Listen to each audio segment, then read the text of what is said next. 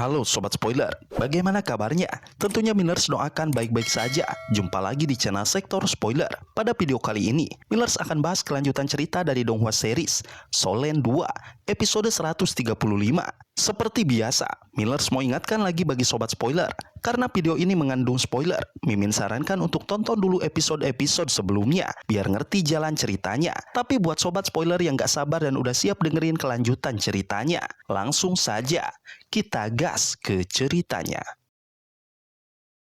Di episode sebelumnya, pertarungan berlanjut. Tang Wutong maju menggantikan Huo Yuhao yang kelelahan. Kekuatan Dewa Naga bangkit dalam dirinya, menekan Kaisar Naga Douluo hingga mundur. Untuk sesaat, mereka tampak seimbang, namun jurang kekuatan tetap terlalu besar. Akhirnya, Long Xiaoyao menghentikan segalanya. Ia tidak membunuh mereka. Sebagai gantinya, ia memulai permainan kejam dengan belati beracun. Untuk menyelamatkan Tang Wutong, Huo Yuhao mengambil belati itu dan mulai menusukkannya ke tubuhnya sendiri, satu demi satu, tanpa ragu.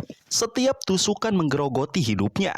Tubuhnya hancur perlahan, namun wajahnya tetap tenang. Di tengah penderitaan itu, pikirannya melayang ke masa lalu. Ia teringat masa kecilnya, hari-hari sulit di Akademi Shrek, persahabatan, perjuangan, dan cinta yang tak pernah benar-benar ia miliki sepenuhnya. Ia teringat Dong-er, Q-er, dan semua kehilangan yang membentuk dirinya. Ia menyadari bahwa sepanjang hidupnya, ia hanya memiliki dua impian, membalas penderitaan ibunya dan hidup sederhana bersama orang yang ia cintai. Kini keduanya terasa begitu jauh. Tusukan terakhir ia lakukan dengan kesadaran penuh. Saat belati menembus jantungnya, semua beban hidup seolah runtuh. Kematian terasa seperti pulang. Senyum tipis muncul di wajahnya ketika kesadarannya memudar. Tang Wutong runtuh dan kehilangan kesadaran. Tubuh Huo Yuhao terkulai dengan 18 luka menganga.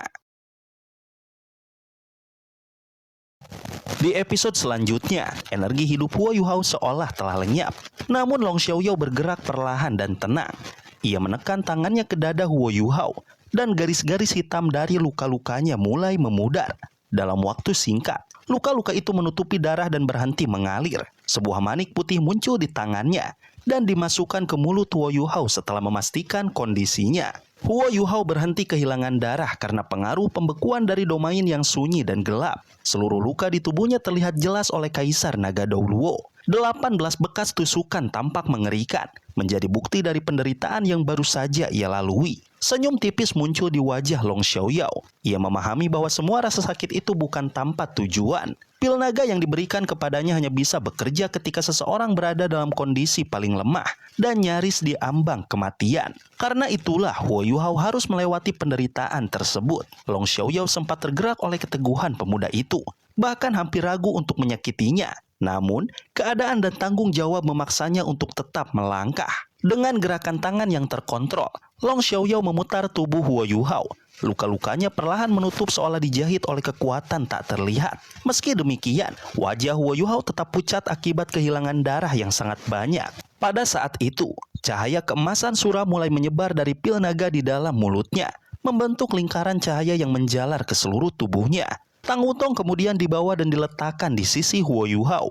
Long Xiaoyao memandang mereka dengan ekspresi yang mengandung ketertarikan dan sedikit keheranan. Ia melihat ikatan yang dalam di antara keduanya, sebuah perasaan yang jarang ia temui. Ia juga menyadari kebodohan Huo Yuhao yang begitu jelas, terutama dalam urusan perasaan dan kemiripan wajah yang selama ini membingungkannya.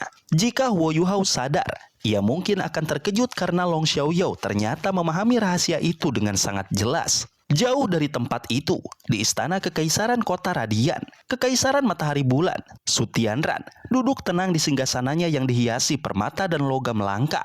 Di hadapannya, Juzi berlutut dengan tubuh sedikit gemetar dan wajah pucat. Kekalahan dan kerugian besar di utara ekstrim masih membekas jelas. Su Tianran memintanya bangkit dan tidak sepenuhnya menyalahkan kegagalan tersebut. Serangan mendadak dari binatang-binatang buas di utara ekstrim memang sulit diprediksi. Wilayah itu terlalu keras dan sangat menguntungkan bagi makhluk jiwa bertipe S. Kesalahan strategi telah terjadi dan itu menjadi pelajaran mahal. Juzi tetap merasa bersalah, tetapi Su Tianran menenangkannya. Selama setahun terakhir, Juzi telah memberikan segalanya untuk kekaisaran. Ia dikenal luas sebagai ratu peperangan, seorang komandan yang cakap dan ditakuti. Satu kegagalan tidak menghapus semua pencapaiannya. Pembicaraan mereka beralih ke kondisi garis depan. Wilayah Kekaisaran Jiwa Surgawi sebagian besar telah dikuasai, tetapi tekanan dari Kekaisaran Bintang Luo membuat pasukan Matahari Bulan harus berhati-hati. Su Tianran memutuskan untuk menstabilkan situasi terlebih dahulu, menjaga keseimbangan, dan tidak memaksakan serangan besar. Juzi kembali menunjukkan ketajaman strateginya. Ia mengusulkan penguatan pertahanan di pegunungan Mingdou sebelum melanjutkan ofensif besar. Su Tianran menyetujui rencana itu dan memberikan wewenang penuh kepadanya untuk mengatur strategi selanjutnya. Namun Su Tianran juga meminta Juzi untuk tidak terburu-buru turun ke medan perang. Ia telah meminta bantuan dari Gereja Roh Kudus dan ancaman dari Kekaisaran Bintang Luo dianggap masih bisa dikendalikan. Setelah itu, Su Tianran menyampaikan urusan yang jauh lebih penting. Para pejabat istana mendesaknya untuk memiliki seorang putra mahkota. Permintaan itu membuat situasi menjadi rumit karena hanya Juzi yang mengetahui rahasia besar sang kaisar. Su Tianran tidak mampu memiliki keturunan akibat luka lama yang dideritanya. Sebagai seorang kaisar, ia membutuhkan seorang pewaris untuk menutup mulut para pejabat dan menjaga stabilitas kekuasaan. Karena itu, ia memutuskan bahwa Juzi harus tetap tinggal di istana dan berperan sebagai ibu dari calon pewaris tersebut, meski anak itu bukan darah dagingnya sendiri. Ia menolak gagasan adopsi karena terlalu banyak mata yang mengawasi. Segalanya harus tampak nyata. Su Tianran telah menyiapkan rencana untuk mendapatkan seorang anak yang akan diakui sebagai pewaris sah tahta kekaisaran. Juzi diliputi rasa takut yang mendalam. Ia berbalik dan kembali berlutut, menolak rencana yang diajukan kepadanya. Baginya, mengandung anak dari pria lain adalah sesuatu yang tidak bisa ia terima. Selama ini, ia hanya menganggap dirinya milik Su Tianran seorang. Reaksi itu membuat Su Tianran sedikit terkejut, sekaligus tersentuh. Ini adalah pertama kalinya Juzi berani menentang perintahnya sejak ia diselamatkan. Namun, penolakan itu justru membuatnya semakin yakin akan kesetiaan Juzi. Meski begitu, ia tetap melanjutkan rencana tersebut demi menutup mulut para penjabat dan menjaga kestabilan kekuasaan. Seorang pewaris mutlak dibutuhkan. Su Tianran telah memilih kandidat dengan sangat hati-hati. Pria itu masih memiliki garis keturunan bangsawan, namun berada di posisi rendah akibat mutasi jiwa bela dirinya. Rencana itu disusun agar hanya Juzi yang mengetahui rahasia tersebut. Setelah tugasnya selesai, pria itu tidak akan dibiarkan hidup agar kebenaran tetap terkubur. Juzi memandang Su Tianran dengan kesedihan yang dalam. Ia berharap masih ada jalan lain, tetapi keputusan sang kaisar telah bulat. Nada Su Tianran menjadi dingin dan tegas. Ia memerintahkan Juzi untuk bersiap, menjalani pemeriksaan, dan menerima bimbingan khusus. Dengan tubuh gemetar, Juzi akhirnya menerima perintah tersebut. Ia memberi hormat dan meninggalkan ruangan. Begitu pintu tertutup, ekspresi berat tampak di wajahnya. Di balik kesetiaannya, tersimpan perasaan pahit. Ia menyadari bahwa dirinya tak lebih dari pion, bahkan sebagai orang terdekat sang kaisar. Sementara itu, Huo Yuhao perlahan sadar dari koma. Ia terkejut saat mendapati dirinya berada di sebuah kamar yang bersih dan terasa sangat familiar. Aura di sekelilingnya begitu dikenalnya, membuatnya kebingungan. Ingatan tentang kejadian sebelumnya perlahan kembali. Pertemuan dengan Kaisar Naga Douluo, 9 tusukan mematikan, dan perasaan berada di ambang kematian seharusnya sudah merenggut nyawanya. Namun anehnya, ia sama sekali tidak merasakan rasa sakit. Ketika menyentuh tubuhnya, Huo Yuhao terkejut karena tidak menemukan satupun luka. Saat ia mengedarkan kekuatan jiwanya, tubuhnya bahkan melayang sedikit dari tempat tidur. Kekuatan jiwa di dalam tubuhnya terasa jauh lebih kuat dan mudah mengalir, seolah melonjak dengan sendirinya. Kebingungan memenuhi pikirannya. Ia benar-benar tidak memahami apa yang telah terjadi. Tak lama kemudian, seseorang masuk ke kamar dan menunjukkan kegembiraan karena ia telah sadar. Ia mengetahui bahwa dirinya telah tidak sadar selama 7 hari. Tang Wutong telah membawanya kembali, lalu pergi tanpa banyak penjelasan. Hal itu membuat Huo Yuhao semakin yakin bahwa Kaisar Naga Douluo sengaja membiarkannya hidup. Mungkin tusukan terakhir memang sengaja dihentikan sebelum benar-benar menghancurkan jantungnya. Meski nyaris kehilangan seluruh energi hidupnya saat itu, kini tubuhnya terasa luar biasa baik. Bahkan kekuatan jiwanya meningkat, mendekati titik kemacetan baru. Pengalaman mendekati kematian itu seolah melepaskan beban besar yang selama ini menekan hatinya. Dengan kondisi yang sudah pulih, Huo Yuhao bangkit dan meninggalkan kamar untuk menemui senior tertuanya. Saat bertemu Beibei, ia ditegur karena selalu terlibat masalah setiap kali keluar sekte. Namun Huo Yuhao menjelaskan secara singkat bahwa ia pergi ke kota Tiandou untuk menangkap seorang guru roh jahat dan mencari keberadaan dua seniornya. Dalam proses itu, ia bertemu lawan yang terlalu kuat hingga kelelahan dan akhirnya koma. Tiba-tiba, ia teringat sesuatu yang penting. Dengan cepat, ia memeriksa alat jiwa penyimpanannya. Cahaya menyala, dan sebuah patung es muncul. Di dalamnya, guru roh jahat yang ia tangkap masih terperangkap sempurna, membeku tanpa tanda-tanda mencair, meski telah berhari-hari berlalu. Pemandangan itu mengejutkan Beibei. Huo Yuhao sendiri menyadari bahwa kekuatan esnya telah meningkat jauh dibandingkan sebelumnya. Meski ia sempat menghadapi sosok mengerikan seperti Kaisar Naga Douluo, pengalaman itu justru membuatnya semakin memahami batas dan potensi kekuatan spiritualnya sendiri. Ia sadar bahwa dirinya masih jauh dari mampu melawan sosok sekuat itu secara langsung. Namun, dengan kekuatan spiritual yang terus berkembang dan ultimate ace yang ia miliki, Huo Yuhao tahu bahwa suatu hari nanti ia benar-benar akan mampu berdiri sejajar dengan mereka yang berada di puncak dunia. Beibei segera mendekat ke sisi Huo Yuhao. Begitu melihat sosok guru roh jahat yang masih terperangkap dalam es, ia tidak lagi menyalahkan Huo Yuhao. Sosok itu justru menjadi harapan penting untuk mendapatkan informasi tentang Tangya. Meski biasanya tenang, napas Beibei terasa lebih berat dari biasanya. Huo Yuhao menilai kondisi guru roh jahat tersebut dengan seksama. Ia menyadari bahwa pembekuan dalam waktu lama memang beresiko. Tetapi sebagai seorang sage jiwa, kekuatan hidup lawannya masih cukup kuat untuk bertahan.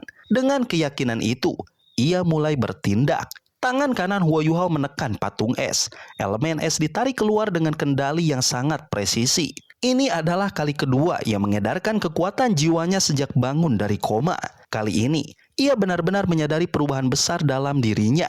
Kekuatan jiwanya terasa jauh lebih padat dan stabil.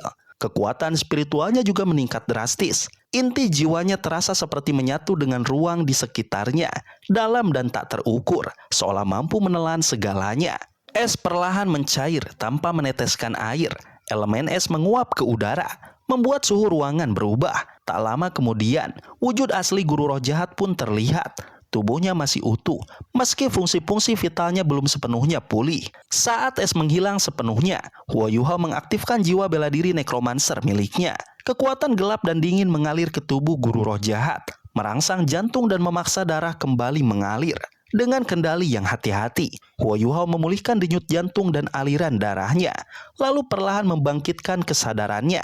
Seluruh ruangan terasa berubah. Distorsi samar muncul saat Huo Yuhao menggunakan kemampuan imitasi dan domain interferensi spiritual. Cahaya meredup, udara menjadi dingin dan menekan, menciptakan suasana yang menyeramkan. Beibei dan Nan Qiuqiu menjauh ke sudut ruangan, menyadari bahwa Huo Yuhao telah menyiapkan rencananya sendiri. Tanda-tanda kehidupan guru roh jahat mulai stabil.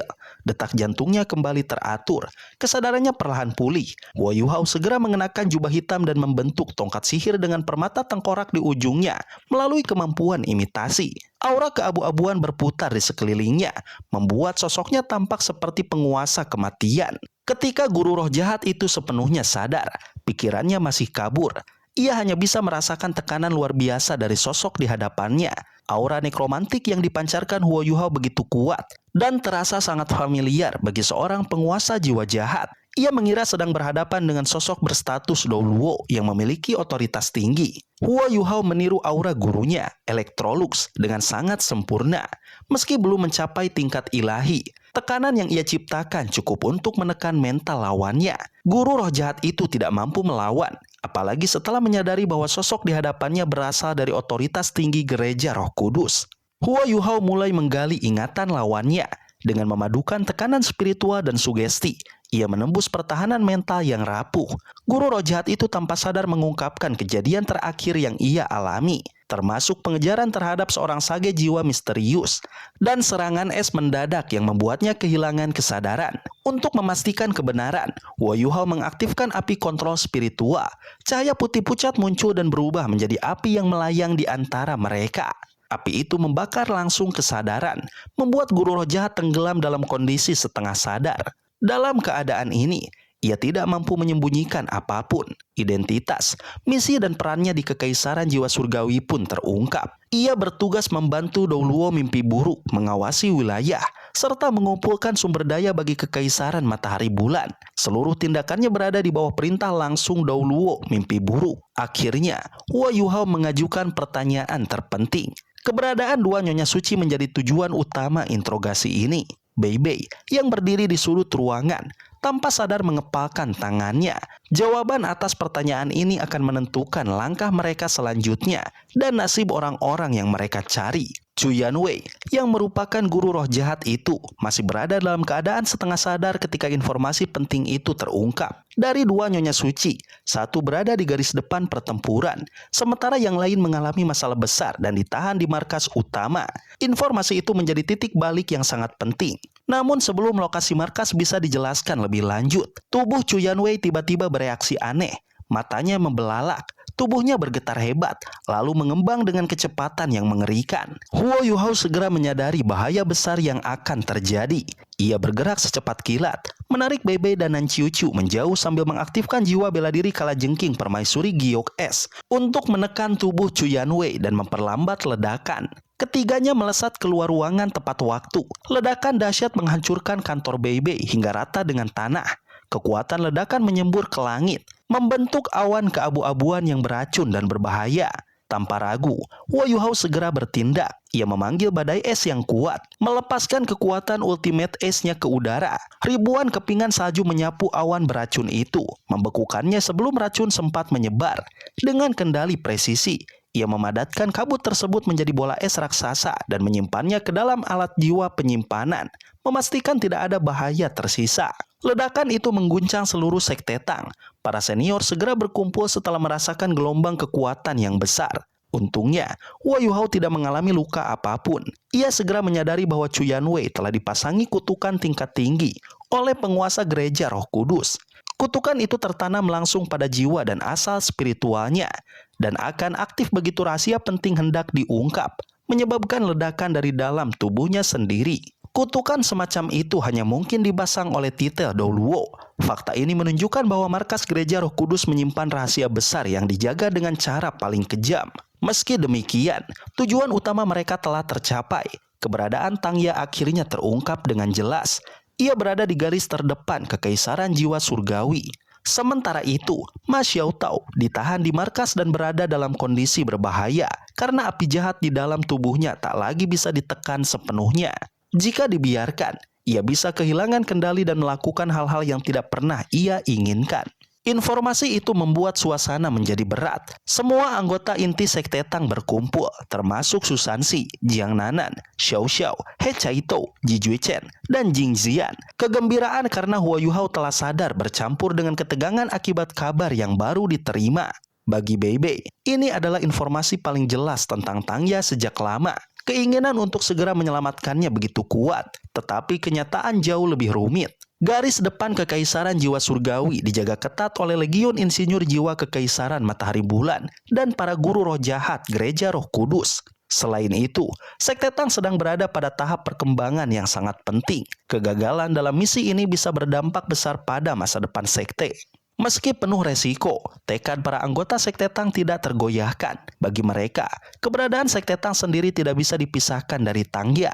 Menyelamatkannya adalah kewajiban, apapun konsekuensinya.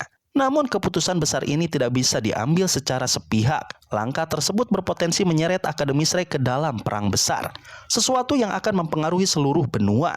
Karena itu, Bei Bei memutuskan untuk meminta pendapat Penatua Xuan terlebih dahulu sebelum mengambil tindakan.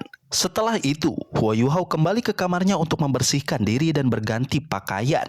Ia menyadari bahwa pakaian berlumuran darah yang dikenakannya sebelumnya telah hilang. Hal itu menimbulkan pertanyaan di benaknya tentang apa yang sebenarnya terjadi saat ia tak sadarkan diri, terutama peran Tang Wutong dalam menyelamatkannya. Tak lama kemudian, Huo Yuhao dan Bei Bei berangkat menuju Akademi Shrek. Dalam perjalanan, Bei Bei menjelaskan perkembangan besar yang terjadi. Mengikuti rencana akademi, 3 Legiun Insinyur Jiwa sedang dibentuk dengan dukungan sumber daya yang sangat besar. Sekte Tang dan Departemen Alat Jiwa Akademi bekerja sama penuh untuk membangun kekuatan ini. Ancaman Kekaisaran Matahari Bulan membuat Kekaisaran Dowling dan Kekaisaran Bintang Luo memberikan dukungan penuh. Akademi Shrek menyuplai alat jiwa dengan harga terjangkau, memungkinkan kedua kekaisaran tersebut memperkuat pertahanan mereka. Sobat spoiler, itulah spoiler dari Donghua series Solen 2, episode 135. Tentunya spoiler ini tidak akan sama persis dengan episode sesungguhnya. Maka dari itu, jika ada kesalahan dalam kata ataupun istilah, serta kekurangan atau kelebihan durasi harap dimaklumi. Dan jangan lupa untuk mendukung channel ini terus berkembang. Dengan cara like, share, dan subscribe. Dan jangan lupa untuk mendukung channel ini lebih berkembang dengan cara like, share, dan subscribe. Supaya kalian gak ketinggalan update terbaru dari channel ini. Terima kasih banyak udah nonton video ini sampai akhir Sobat Spoiler. Kritik dan saran positifnya silakan di komentar. Sampai ketemu lagi di video berikutnya. Tetap semangat dan sampai jumpa.